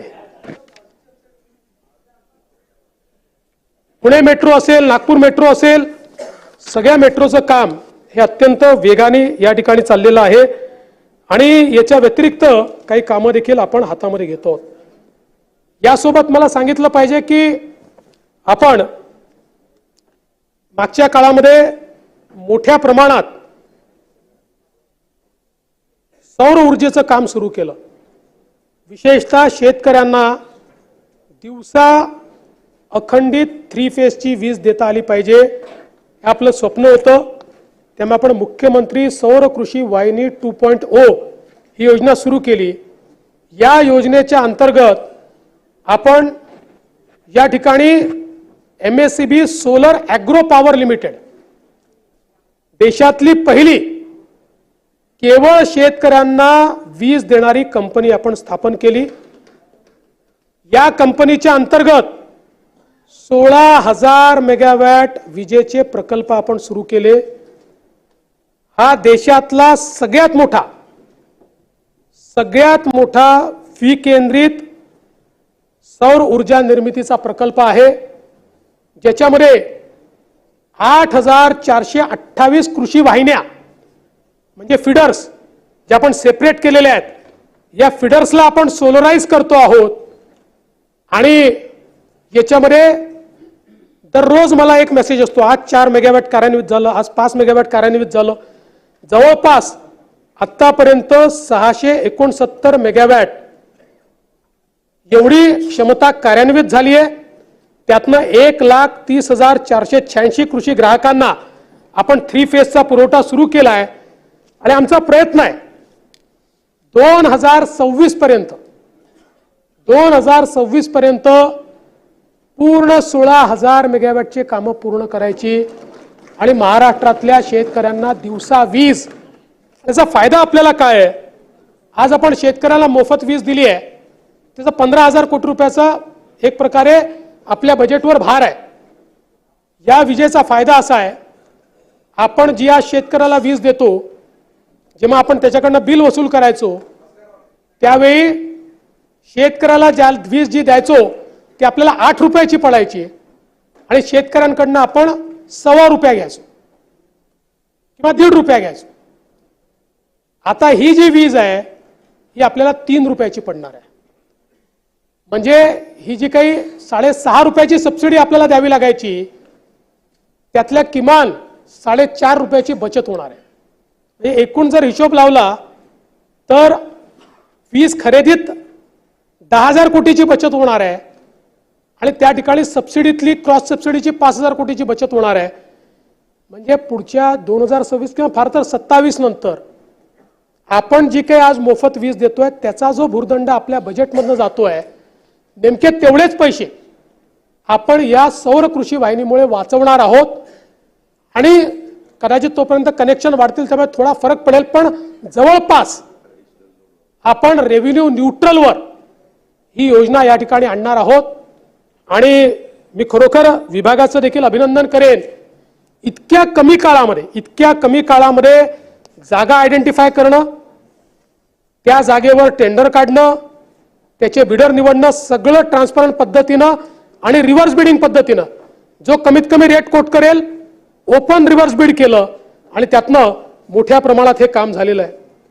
यासोबत आपली मोफत वीज योजना आपण सुरू केलेली आहे, ती तर नीट चाललेलीच आहे. त्यामुळे शेतकऱ्यांकडनं पुढच्या 5 वर्षामध्ये विजेचं बिल घ्यायचं नाही हा जो आमचा निर्धार आहे तो कायम आहे, त्याच्यात कुठलाही बदल नाही आहे. आणि आपण सौर कृषी पंप योजना आणलेली आहे आणि अतिशय गतीने याचं काम सुरू केलेलं आहे. 9 लाख कृषी पंप आपल्याकडे आज उपलब्ध आहेत. 9 लाख टार्गेट. सभागृहातल्या सगळ्या सदस्यांना मी सांगतो, नवीन कनेक्शन, जुनं कनेक्शन बदलून आम्हाला ते द्या असं नका म्हणू, कारण त्याच्यावर एवढा पैसा खर्च केला. पण जो नवीन कनेक्शन आहे मागेल त्याला सौर पंप. पेड पेंडिंग वगैरे विषयच नाही, नो पेड पेंडिंग. तुम्ही मागितल्यानंतर 3 महिन्यामध्ये आम्ही कनेक्शन देऊ. काही नाही. सोलरचं हो.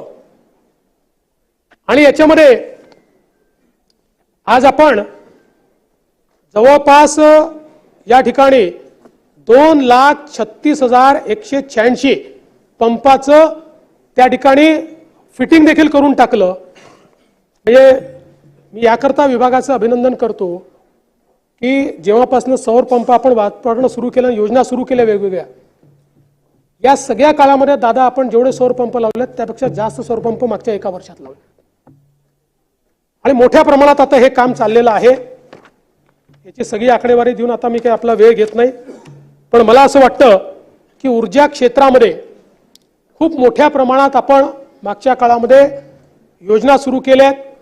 अगदी पंप स्टोरेज सारख्या ज्या योजना आहेत, म्हणजे मी केवळ आपल्यासमोर आकडेवारी मांडू इच्छितो की आज आपली स्थापित क्षमता ही साधारण 44,000 मेगावॅटची आहे आणि आपले जे करार झाले आहेत ते 54,000 मेगावॅटचे आहेत। त्यामुळे आपण साधारणपणे आपण जी ऊर्जा देतो या ऊर्जेमध्ये 16% अपारंपरिक आहे आणि 84% प्रदूषण करणारी पारंपरिक ऊर्जा आहे। 2030 साली हे जे प्रकल्प आपण हातात घेतले हे टप्प्याटप्प्याने पूर्ण होणार। 2030 साली महाराष्ट्रामध्ये 52% ऊर्जा ही अपारंपरिक स्रोतातली असेल, ग्रीन एनर्जी, आणि 48% ही पारंपरिक असेल। आपल्याला अर्थातच नेट झिरोकडे जायचं आहे, खूप मोठा मार्ग आहे आपल्या समोर, पण याच्याकडे आपण जाण्याची सुरुवात केलेली आहे। खरं म्हणजे भास्कररावनी विषय मांडला होता प्रधानमंत्री आवास योजनेच्या संदर्भात, शहरी आणि ग्रामीण याच्यातला। निश्चितपणे या संदर्भात आपण अनुदान वाढीच्या संदर्भात केंद्र सरकारकडे विनंती केलेली आहे की हे अनुदान वाढलं पाहिजे, कारण आपण आपल्या राज्य योजनांचे अनुदान हे वाढवण्याचा विचार करतो आणि त्यामुळे मग जर हे मॅचिंग झालं नाही तर त्यातनं नवीन अडचणी तयार होतील आणि म्हणून त्यातल्या कॅटेगरीज हे वाढल्या पाहिजे, शहरी, निमशहरी अशा प्रकारच्या, आणि ग्रामीणमध्येही अनुदान वाढलं पाहिजे। ही जी आपली मागणी आहे त्याचा प्रयत्न हा केंद्र सरकारकडे आम्ही करतो। हा आहे ना, तो आपलं म्हणणं खरं आहे, कारण आता जवळपास सॅच्युरेशन झालं आहे, आता जे राहिले आहेत त्यांच्याकडे जागा नाही आहे आणि म्हणूनच परवाचा तुकडेबंदीचा कायदा असेल किंवा गायरान जमीन, आता आपण गायरानचा आहे आणि आता झुडपी जंगलांनी तर मोठा प्रश्न सॉल्व्ह होणार आहे, पण ती अगदी अंतिम टप्प्यात केस ही सुप्रीम कोर्टमध्ये आहे। कोर्ट कमिशनरने जो रिपोर्ट दिलेला आहे तो आपल्या फेवरचा आहे, त्यामुळे तोही प्रश्न निश्चितपणे या ठिकाणी सॉल्व्ह होईल। आज सोयाबीनच्या संदर्भात या ठिकाणी मोठ्या प्रमाणात आपण खरेदी सुरू केली आणि जवळपास 417 केंद्र नाफेडचे, 169 केंद्र NCCFचे, असे आपण 586 केंद्र हे या ठिकाणी सुरू केलेले आहेत। आणि जी मागणी सातत्याने होत होती की उत्पादकता वाढवून द्या, तोही निर्णय आपण घेतला। उदाहरणादाखल बीड जिल्ह्यासाठी प्रति हेक्टरी 9.5 क्विंटल एवढी उत्पादकता पकडली होती, ती आता 21.50 क्विंटल एवढी केली आहे। लातूर जिल्ह्याकरता 12.30 क्विंटल होती, ती 20 क्विंटल एवढी सुधारित उत्पादकता केलेली आहे। त्यामुळे शेतकऱ्याला तेवढं जास्ती आपलं सोयाबीन हे त्या ठिकाणी देता येईल, कारण पूर्वी 12 पेक्षा जास्त त्यांनी द्यायचा प्रयत्न केला तर त्याच्या 7-12 त्याला ते देता येत नव्हतं। ही उत्पादकता वाढल्यामुळे त्याला फायदा होणार आहे आणि जवळपास आतापर्यंत 1,89,450 मेट्रिक टन सोयाबीनची खरेदी केली आहे। ही गेल्या 15 वर्षातली सर्वाधिक खरेदी आहे, रेकॉर्ड खरेदी आहे आणि 12 जानेवारीपर्यंत आम्ही ती सुरू ठेवणार आहोत आणि गरज पडली तर केंद्र सरकारकडे जाऊन अजून त्याच्यामध्ये आपण वाढ मागू। एवढंच नाही तर केंद्र सरकारला आपण विनंती केली होती की पाऊस उशिरापर्यंत आला त्याच्यामुळे त्या ठिकाणी आर्द्रता जी आहे, मॉइश्चर, हे मॉइश्चर जास्त आहे, म्हणून पहिल्यांदा केंद्र सरकारने नेहमी 12% मॉइश्चरची खरेदी होते, 15% मॉइश्चरची खरेदी अलाउ केली आणि त्यामुळे मोठ्या प्रमाणात ही खरेदी चाललेली आहे। आणि जिथे गेलं नसेल, माझी विनंती आहे, जिथे गेलं नसेल त्या आमदारांनी आम्हाला पॉइंट आउट करून द्यावं, तिथे कडक शब्दात सांगण्यात येईल आणि केंद्र सरकारला सांगून त्या खरेदी केंद्रावरच कारवाई केली जाईल। आणि नंतर असं मध्ये मध्ये बोलता येत नाही। आणि एवढंच नाही तर आता एक प्रयत्न आमचा असा आहे की यावेळी पणन आणि कृषी विभागाला टार्गेट देऊन आपल्याला दरवेळेस खरेदी केंद्र उघडा, मग ते उघडले नाही, मग उघडले तर उशिरा उघडले. यामध्ये मध्य प्रदेशने चांगली व्यवस्था केली. स्मूथ खरेदी होण्याच्या संदर्भात खरेदी तर दरवर्षी करायचीच आहे आणि म्हणून या संदर्भात आम्ही प्रयत्न करतो की आपली खरेदीची पद्धत अधिक सुलभ कशी करता येईल. आणि अनेक वेळा म्हणजे आपण प्रयत्न करून आपल्या एफपीओजला खरेदीची परवानगी दिली, पण काही ठिकाणी एफपीओ बदमाशी करायला लागले. त्याच्यामुळे ट्रान्सपरंटली खरेदी कशी होईल याचा प्रयत्न आपण पुढच्या काळामध्ये निश्चितपणे करणार आहोत. आणि गरज असेल तर सेंटर देखील वाढवू, काही अडचण नाही आहे. अध्यक्ष महोदय, यासोबत लाडकी बहिणीच्या संदर्भात आधीच सांगितलं, त्यामुळे आता पुन्हा सांगत नाही. अन्नपूर्णा योजनेच्या अंतर्गत आपण त्या ठिकाणी जे काही अनुदान आहे ते दिलेलं आहे. माननीय बाळासाहेब ठाकरे स्मृती मातोश्री ग्रामपंचायत बांधणी योजना या योजनेच्या अंतर्गत 1748 ग्रामपंचायतींना प्रशासकीय मान्यता आपण दिलेली आहे आणि त्यातनं त्यांचं देखील बांधकाम जे आहे ते आपण सुरू करतो. यासोबत एक निलेश राणेजींनी मुद्दा मांडला होता पोर्ट्सच्या संदर्भात आणि विशेषतः कोकण किनारपट्टीवरील पोर्टच्या संदर्भातला. एकतर त्यांनी ही देखील मागणी केली की त्याचं ऑडिट झालं पाहिजे. निश्चितपणे मागच्या काळामध्ये हे सगळे पोर्ट्स आणि त्यासोबत 700 पेक्षा जास्त लँडिंग पॉइंट्स आहेत.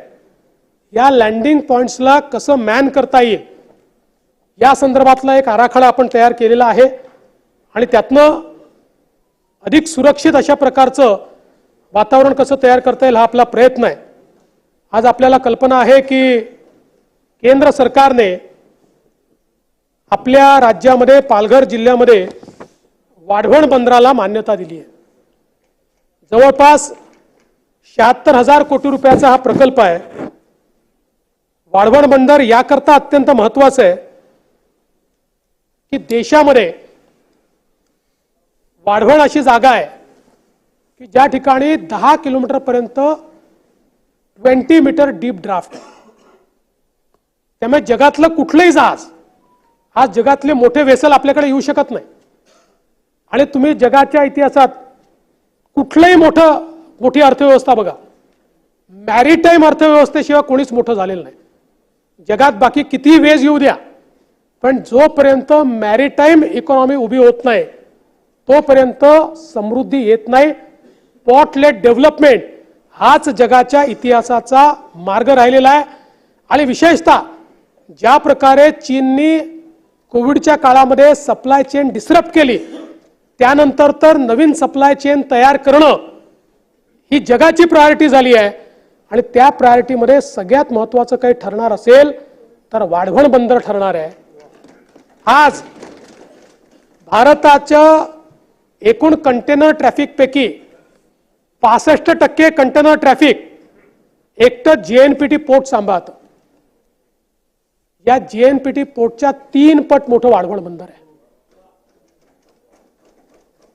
आज देशाची जेवढी क्षमता आहे तेवढी क्षमता एकट्या वाढवण बंदराची आहे.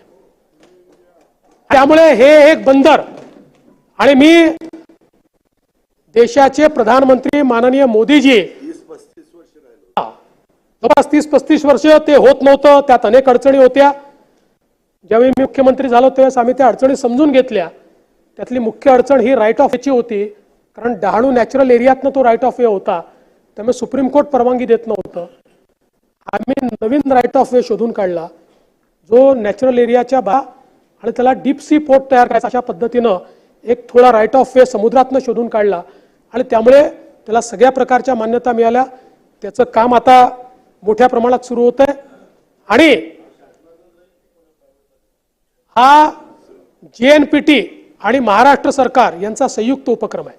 आपण 2018 साली एक याची कंपनी तयार केली. त्या कंपनीमध्ये 74% जेएनपीटी पोर्ट आणि 26% आपलं मुंबई आपलं काय म्हणतो आपलं मॅरीटाईम बोर्ड अशी आपली कंपनी आहे. मी माननीय या भूमिपूजनाच्या वेळी माननीय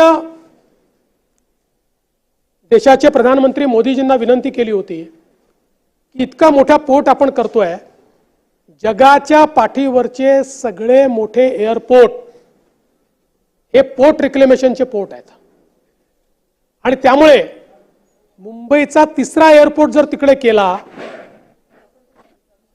तुम्ही केली होती, पण मी त्याला नवीन पर्याय दिला की याला रिक्लेमेशननी एअरपोर्ट करा, म्हणजे मग जागेचा प्रॉब्लेम जो त्या भागात जंगल खूप असल्यामुळे ती मिळत नाही, त्यामुळे तुम्ही रिक्लेमेशननी या ठिकाणी एक पोर्ट तयार करा, जेणेकरून एक मुंबई आहे, दुसरी नवी मुंबई आहे, तिसरी मुंबई आपण तयार करतोय आता, जे आपला जो अटल सेतू आहे त्याच्या बाजूला चौथी मुंबई ही वसई विरारपासनं तर पालघरचा सगळा जो भाग आहे या भागामध्ये तयार होणार आहे. आणि म्हणून त्या ठिकाणी आपण थोडं अधिकचं रेक्लेमेशन केलं तर आपल्याला जगातला एक चांगला एअरपोर्ट बनवता येईल. माननीय पंतप्रधान मोदयांनी ती मागणी मान्य केली आणि मुंबईचा तिसरा एअरपोर्ट हा त्या ठिकाणी आता तयार होणार आहे. त्यामुळे मुंबईच्या नाही, महाराष्ट्राच्या विकासामध्ये गेले 30 वर्ष we are number 1 because of JNPT port. पुढचे 25 वर्ष we will be number 1 because of Vadhavan port.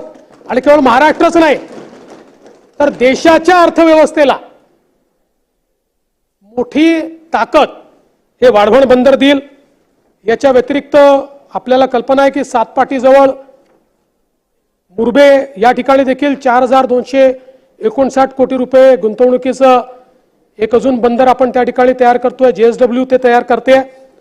त्यामुळे मॅरीटाईम कॅपॅसिटी ही आपली मोठ्या प्रमाणात आपण या ठिकाणी वाढवतो हे देखील मला सांगायचं आहे. खरं म्हणजे अनेक विषय या ठिकाणी आलेले आहेत. निकम साहेबांनी बांबूच्या संदर्भातला विषय मांडलेला आहे.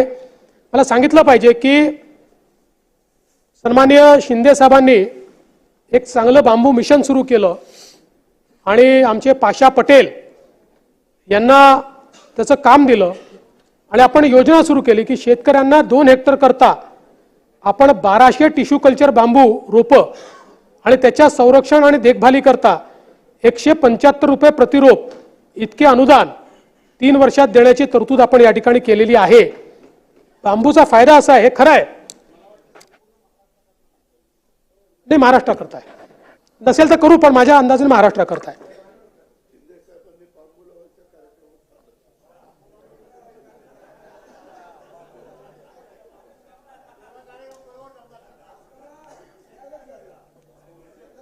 आणि असा बांबू लावला की जो परमनंट आहे. बांबूचा फायदा असा असतो की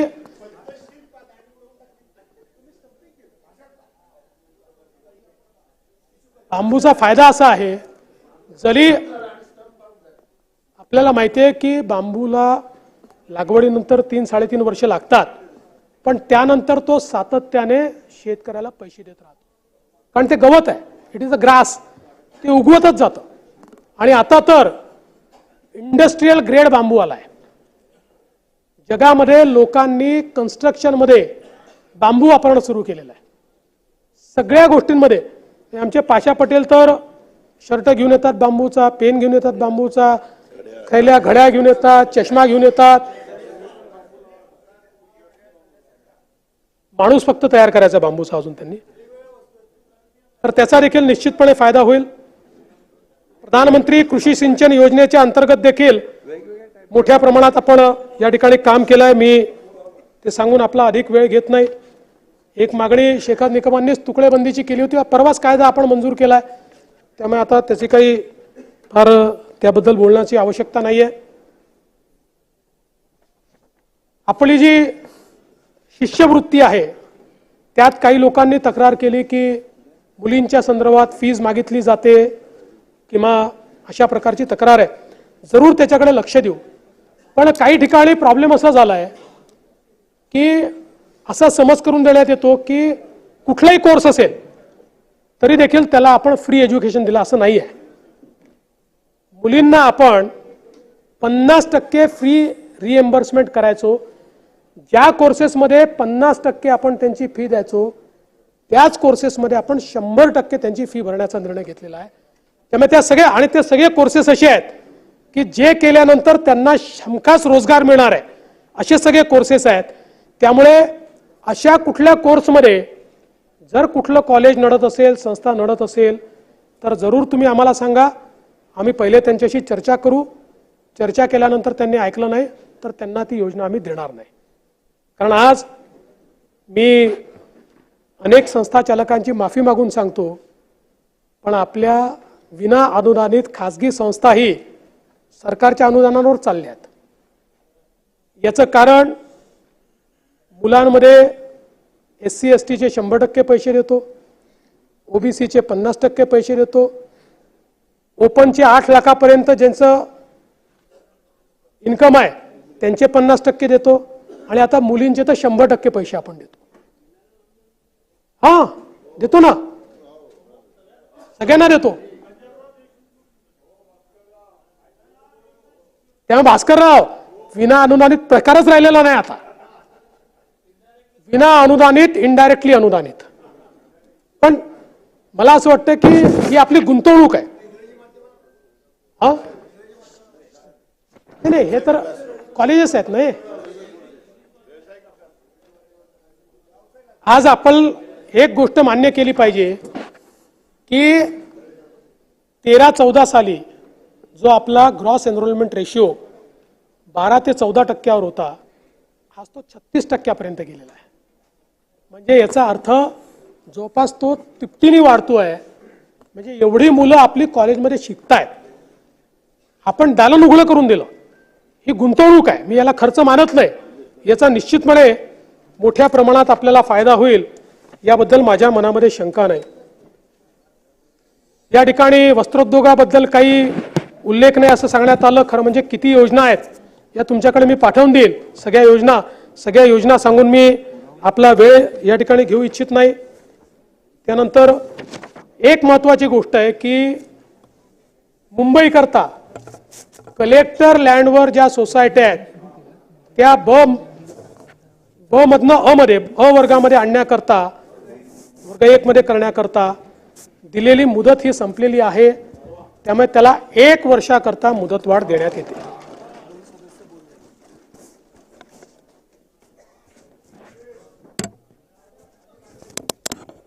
सन्माननीय दाते यांनी जलयुक्त शिवार योजना सुरू करावी अशी मागणी केली आहे. योजना सुरूच आहे, ती अधिक प्रभावीपणे राबवण्याचा कार्यक्रम आपण या ठिकाणी करू. त्याचप्रमाणे प्रवीण दटकेंनी पानपिंपरीला शेतीचा दर्जा द्या म्हणून सांगितलं.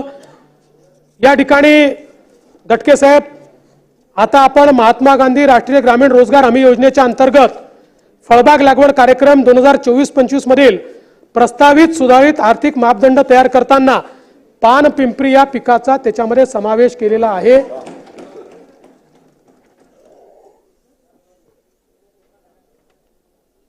सीमाताई हिरेंनी या ठिकाणी नाशिक IT पार्कच्या संदर्भातली मागणी केली आहे. नाशिक महानगरपालिका हद्दीतील आळगाव शिवारात 335 एकर जागेत IT पार्क प्रस्तावित होता.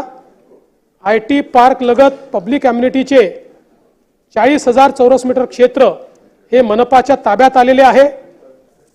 IT पार्कचं सुयोग्य नियोजन करण्यासाठी वास्तुविशारदाची नेमणूक करण्याकामी त्या ठिकाणी सुरुवात झालेली आहे.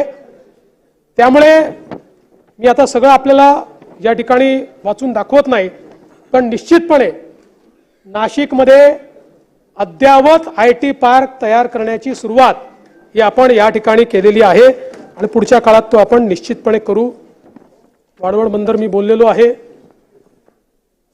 आपल्याला माहिती आहे नवीन आपण कायदे तयार केले, त्या कायद्यांमध्ये आता फॉरेन्सिक एव्हिडन्सला सगळ्यात जास्त महत्त्व आलेलं आहे. त्यामुळे गुन्हे स्थळावर जसं आपण पूर्वी सिनेमामध्ये पाहायचो, परदेशी सिनेमामध्ये गुन्हे स्थळावरती अशी व्हॅन जायची, त्यातनं व्हिडिओ कॅमेरे निघतात आणि मग ते तिथेच फॉरेन्सिक करतात. आता ते तिकडच्या पिक्चर पुरतं मर्यादित नाही, ते आपल्याकडे देखील होणार आहे. आता आपल्या राज्यात होणार आहे.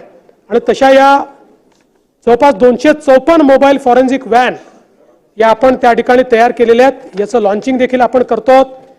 आपण centre of excellence in digital forensic हे देखील तयार केलेलं आहे. आणि अनेक गोष्टी आहेत, कधीतरी मी आपल्या चर्चेच्या दरम्यान त्याचं उत्तर हे निश्चितपणे या ठिकाणी देईल. मला असं वाटतं की मागच्या काळामध्ये आपण जे अनाऊन्स केलं होतं कापूस आणि सोयाबीनला या ठिकाणी 5,000 रुपये देण्याचं, ते देखील जवळपास 67 लाख शेतकऱ्यांच्या खात्यामध्ये थेट ते पैसे देण्यात आलेले आहेत. पुणे शिरूर नगर संभाजीनगर राष्ट्रीय महामार्ग या संदर्भातला विषय आला. आपल्याला कल्पना आहे की या संदर्भात ग्रीनफील्ड मार्ग आपण तयार करतो आहोत. त्या संदर्भातली सुरुवात आपण केलेली आहे.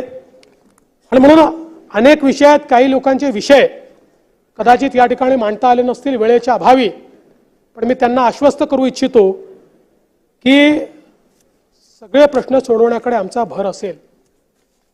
या सभागृहाला या निमित्ताने मी आश्वस्त करू इच्छितो की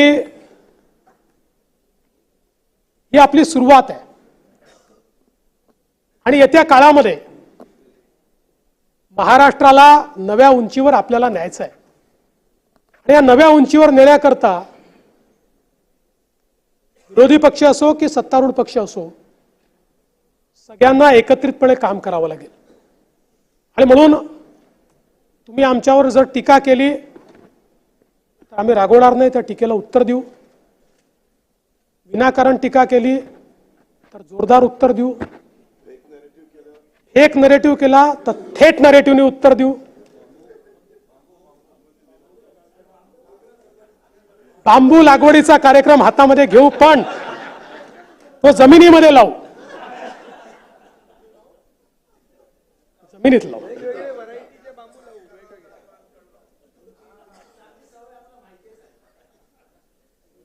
त्यामुळे राज्याच्या जनतेने जे एक अतिशय चांगलं मॅन्डेट दिलंय, मॅन्डेट मिळाल्यानंतर आम्ही खरोखर आनंदीच होतो.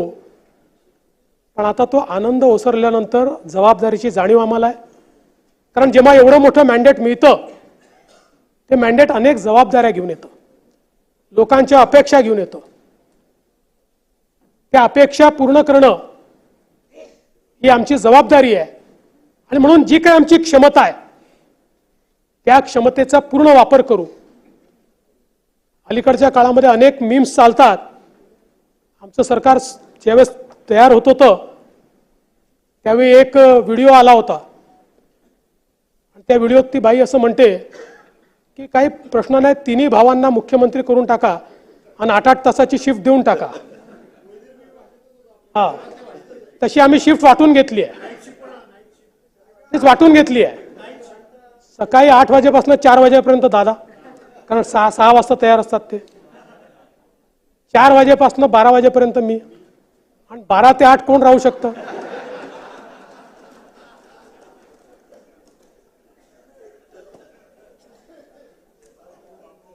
त्यामुळे 24/7 समाजातल्या शेवटच्या व्यक्तीचा विकास करण्याचा प्रयत्न आपण करू. सर्व लोकांना समान वागणूक देऊन सर्व जाती धर्माच्या लोकांना विकासाकडे नेण्याचं काम हे सरकार निश्चितपणे या ठिकाणी करेल. आणि म्हणूनच मी शेवटी एवढंच म्हणतो की महाराष्ट्राला एक गती, माननीय शिंदे साहेब मुख्यमंत्री झाल्यानंतर एक प्रचंड गती या महाराष्ट्राला आम्ही दिली आहे. हा महाराष्ट्र आता थांबणार नाही. सोबत राहू एक दिलाने, घडो महाराष्ट्र पुन्हा नव्याने. समृद्धीचा वेग कोणी रोखणार नाही. महाराष्ट्र आता थांबणार नाही. उद्योग गुंतवणूक येत्या जोमात, बेरोजगारांना देऊ रोजगाराची साथ. तरुणाईचं स्वप्न आता भगणार नाही. महाराष्ट्र आता थांबणार नाही. रस्ते, पूल, रेल्वेचे धागे, सुखदायी प्रवासाचे स्वप्न होईल जागे, गतीला स्थगिती मिळणार नाही. महाराष्ट्र आता थांबणार नाही. विकासाच्या स्वप्नांसोबत सेतू अटल, विकासाच्या स्वप्नांसोबत सेतू अटल, मुंबईच्या वेगासाठी आहे कोस्टल, मराठी माणसाचे स्वप्न भंगणार नाही. महाराष्ट्र आता थांबणार नाही. जलयुक्त शिवार देईल नवजीवन, नदीजोड प्रकल्प फुलवतील नंदनवन, राज्यात दुष्काळ भविष्यात दिसणार नाही. महाराष्ट्र आता थांबणार नाही. पाणंद रस्त्यांनी जोडू शेती शिवार, आनंदाचा शिधा देई आधार, उपाशी पोटी कोणी झोपणार नाही.